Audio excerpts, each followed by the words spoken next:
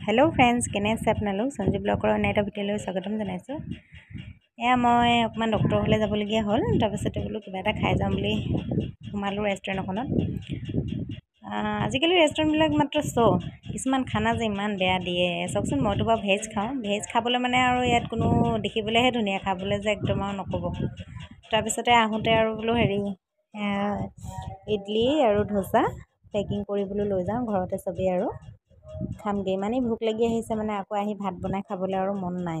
সেইবাবে বোলো ইডলি আৰু ধোচা লৈ যাওঁ, তেনেকৈ বোলো চবেই খাম। তাৰপৰা এয়া ধুনীয়াকৈ উলিয়াই মেলি লৈছোঁ আৰু খাবলৈ। কোনে কোনে ভাল পায় বাৰু ধোচা ইডলি খাই পেলানি? মই পিছে বহুত ভাল পাওঁ, আৰু এনেও এইটো হেল্ডি হয় গাৰ কাৰণে, খাবলৈও ভাল। সেইবাবে আৰু এয়া ধুনীয়াকৈ উলিয়াই মেলি ল'লোঁ। মই মানে বাৰাটো খাই ভাল পাওঁ, বাৰাটো নাছিলে কাৰণে ইডলি আৰু ধোচাকৈ লৈ আহিলোঁ।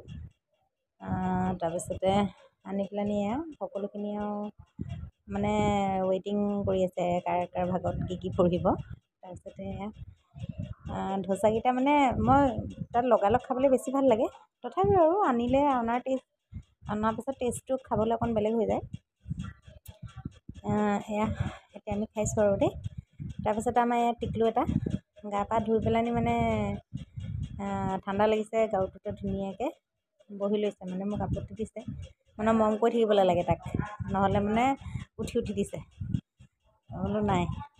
তাৰপিছতে আৰু এতিয়া বৰষুণ আৰু মাছ কেইটামান পালে বাবাই, তাৰপৰা বোলে ভাজি দেচোন বুলি ক'লে, ভাজি মেলি দিলোঁ। তাৰপৰা আকৌ গধূলি হ'ল, মই বোলো আটা নুডলছ আছিলে, আটা মেগী, বোলো সেয়াকে অকণ বনাওঁ। তাৰপৰা আমি সকলোৱে খালোঁ। আজিলৈ তেন্তে বাই।